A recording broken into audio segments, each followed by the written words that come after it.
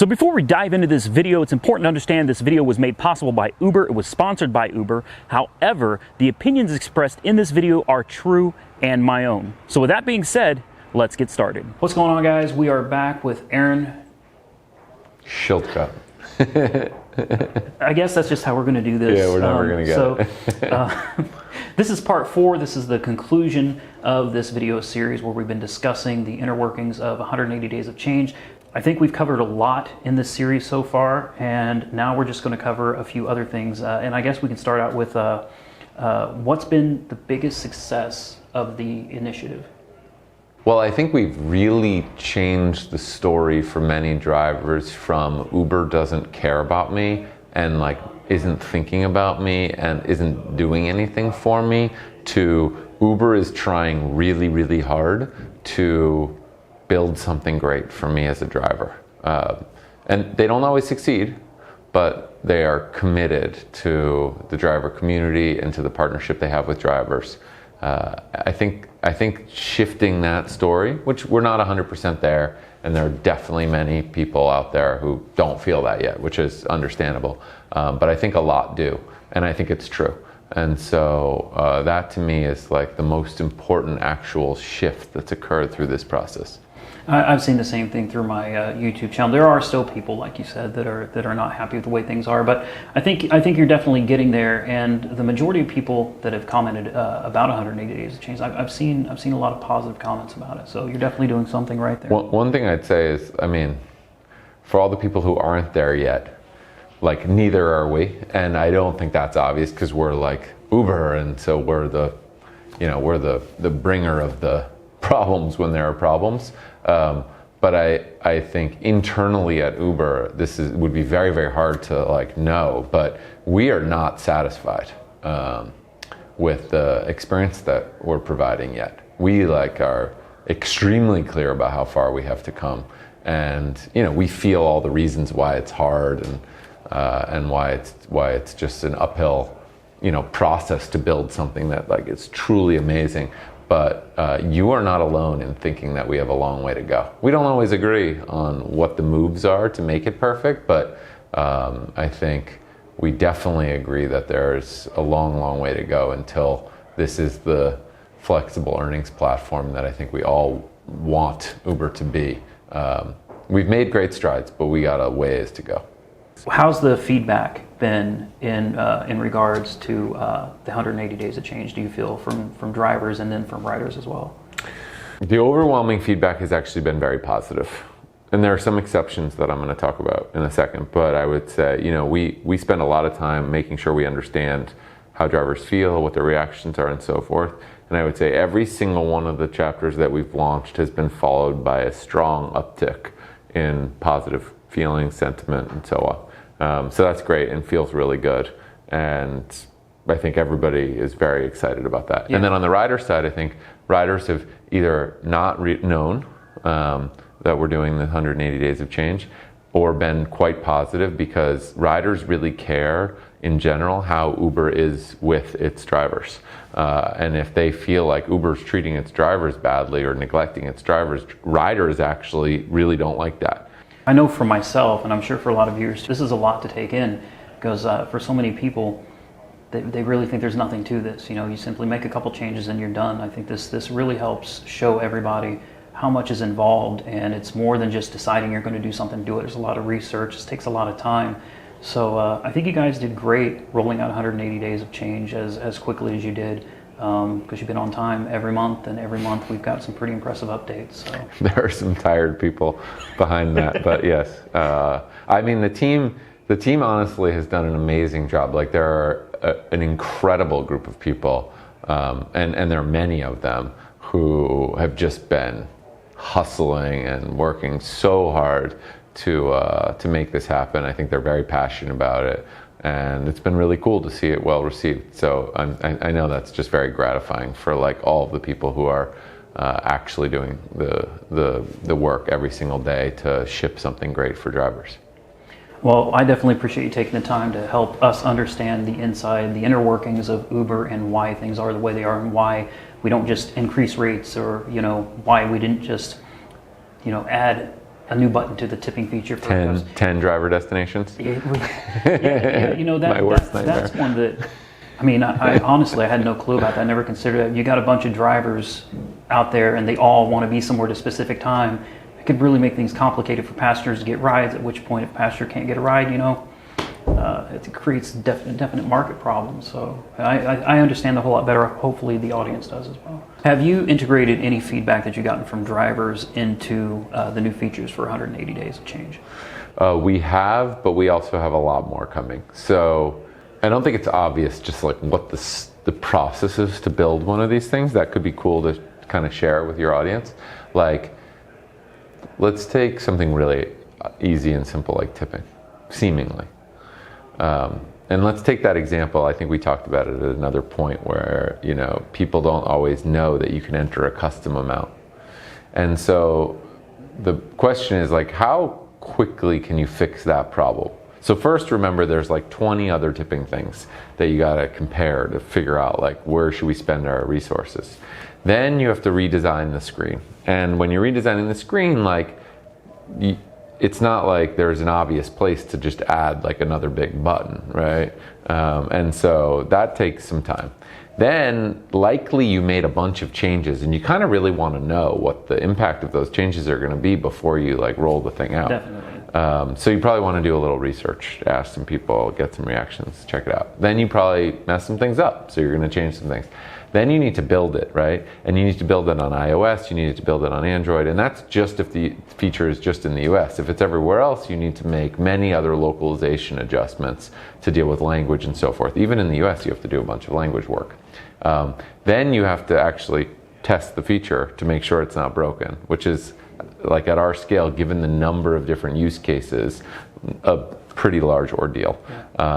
And then you have to actually ship it. And remember, the App Store takes some time to review and accept changes, particularly for Apple. And then the app goes out, and you're not going to want to release it to everybody right away because it like could be broken. Yes. So you might release it to like 1% of drivers in like one city to just make sure it's not broken.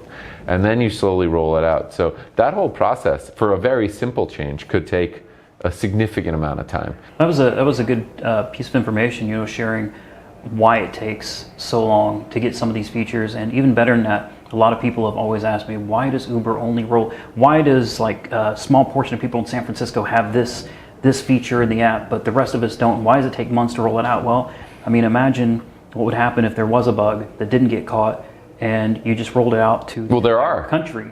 Oh, yes, that would be very bad. I mean, you get bugs all the time. That's why. Localized, it's something you can, you know, it doesn't affect a large number of people you can fix, but if you rolled it out across the country day one and you've got problems, yeah. So it's a much bigger deal than simply putting a little button in the app. There's a whole lot more, and that's something I definitely understand, and iOS is, well, difficult to say the least. So I get that, and hopefully these people watching can understand how much is involved. That said, we all want to go faster.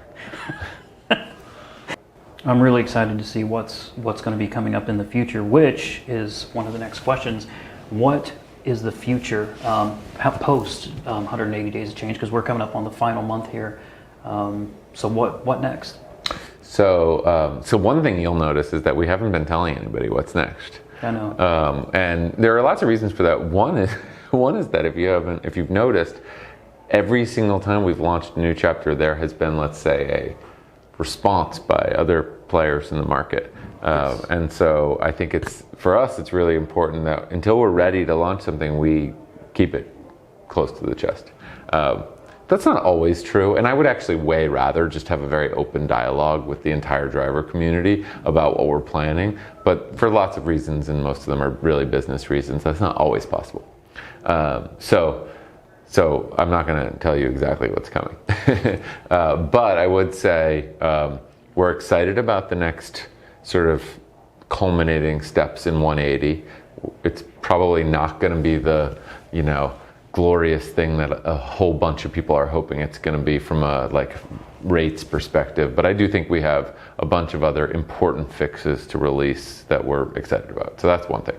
And then for 2018, 2017, I'm just going to share how I think about it. And honestly, another, I've been trying to reveal a lot of back office things throughout this whole process. Another one is like, we're in the middle of planning right now as a company for 2018, which is a huge, awesome process of, taking all of these people and all of these teams and figuring out what we want to build. So that's happening live, and I don't know what we're going to decide exactly.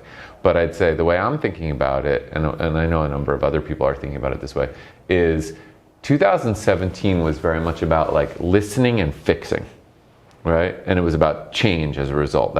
Change was the big idea. And I think we delivered on that pretty well. And I think 2018 is going to be more about innovation. So not, hey, what's broken? Oh, I'll fix that. Although we will continue that for sure. But also like, hey, check this out. Like, you didn't have this idea because, we didn't even have this idea until this, random designer, amazing woman had this incredible idea and shared it with us. And we were like, that's awesome. Let's build that. 2018, I think ideally is about us innovating on behalf of our driver partners. What's been your biggest challenge with this initiative? Well, the biggest challenge is actually like making sure we're building the right stuff. There's a lot of different driver communities, different types of drivers, different desires. And so making sure we're building stuff that drivers love is definitely the biggest thing. But maybe that's not been the biggest challenge. I just think it's been the most important problem to solve. The biggest challenge has probably been, honestly, like, there's a reason why if you've been driving for a long time and you've looked at Uber, this is a very different thing that's happening. Yes. Many features bundled together, launched with drivers in mind, and marketed like to make sure drivers know about them at very large scale. That's new. And so us figuring out how to do that as a company, which is quite complicated, has been the biggest challenge. And I think we've actually gotten much better at it over the course of this process, which I think is really cool. And I hope that we continue to, I don't foresee us like always using this structure of monthly releases, et cetera. I mean, we'll switch it up and do other things, but I think this idea of large scale coordinated, you as a driver experience Uber as one thing, not our many organizations with lots of random interfaces. Like, that is a great step forward and was very challenging to figure out and remains challenging, honestly, but I think is really important. Well, 180 days of change has been really awesome. I think it's really cool to have these monthly rollouts, but I definitely agree. You don't have to roll out these new changes monthly as long as drivers continue to see that you're still working to benefit them. Yeah, there might not be any people left at Uber if we keep doing this for too long, because it's really exhausting. But I think people are very energized by the impact and the results, and we'll switch it up for the new year and do a different structure. And I hope it's surprising and fun and cool. But this has been a great adventure, actually, for everybody working on it. It's been fun for me as well, because I get to bring all these great people all this information every time we roll something out, so I'm definitely loving it too. That's cool. This is huge for me, because I'd always hoped I'd be able to get to sit down and talk to somebody about issues and what changes are in the works, and this has been a really exciting experience for me, and I appreciate you giving me the opportunity to sit here and interview. We've had trouble figuring out how to talk to the driver community, frankly, in a way that doesn't just generate lots of like frustration. And it's not that I like really believe the frustration is totally understandable. So it's not, I'm supportive of the frustration, actually, interestingly. But like, how do we talk to the driver community in a way that doesn't just create that, which is not actually a useful dialogue and doesn't get anybody anywhere? And so, this is an attempt, I think, to try to figure out how to do that. And I don't know, I've had a great time, and thanks for taking the time. We really appreciate it. I've learned a lot, and I'm sure a lot of people watching have learned a lot too, because this is so much more complicated. You're talking about a multi-billion-dollar international corporation. This isn't a local mom and pop shop. This isn't coffee or take your pick of anything else out there. This is huge, and any small change has a big impact across the board. So thank you for sharing your perspective and informing us. So Thanks for how things coming work and here. chatting with us. All right, thanks a lot, Aaron. I appreciate it. Thank you. All right, guys, that's it. Be sure to subscribe, and as always, like, comment, subscribe, stay safe out there, and Uber on. I agree. We do not have a problem right now. No. Just the ask the biggest last problem's question gonna and we'll be done. Okay. And bringing me to New York, because I've never been to New York before. It's cool. This place is interesting. Definitely got to get out and check this place I was out. going to say, we need to stop doing this and go get a drink. On that note, bye.